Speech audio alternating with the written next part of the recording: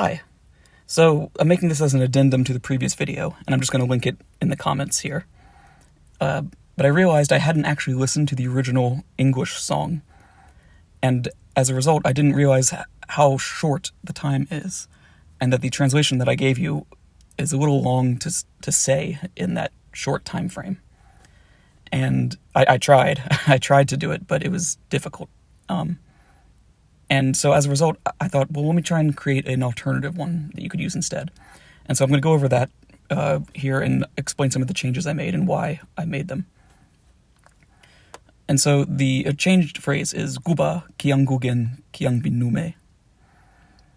And as you can see, I took out the zera, so I took out the for you.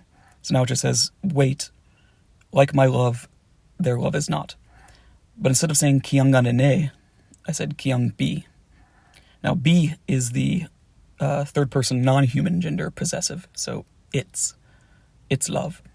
But in Sumerian, we can still use this in certain contexts to refer to a plural object, and I'll explain why. So, Sumerian has two grammatical genders, human and non-human, sometimes referred to as animate and inanimate, but human and non-human is more accurate. The human gender includes humans and gods, as well as any poetic use for otherwise non-human nouns. And non-human gender includes everything else, animals, inanimate objects, and certain nouns like slaves or collective nouns. Now, collective nouns are nouns which refer to a group of individuals or things, and these are typically treated as non-human gender, even if they refer to a group of people. So this is similar to how in English words like population or assembly, which despite being groups of people are treated as an it rather than a plural they.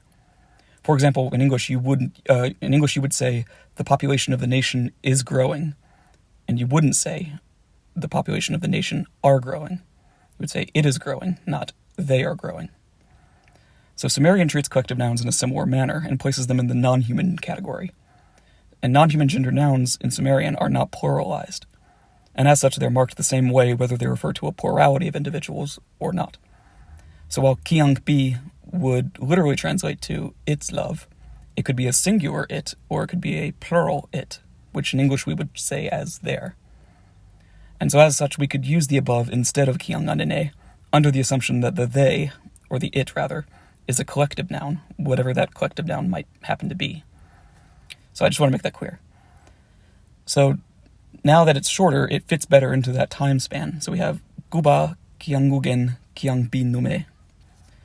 And I'm going to try my best here. It's a little bit lower than I'm used to singing, but gub-ba kiang gugen kiang bin nume. Gub-ba kiang gugen kiang bin nume. So it's a little bit lower than I'm used to singing, so I'm not able to hit that very, very cleanly, but you get the idea. And so this fits much better for the English line, and it's still acceptable grammatically. It would just be that the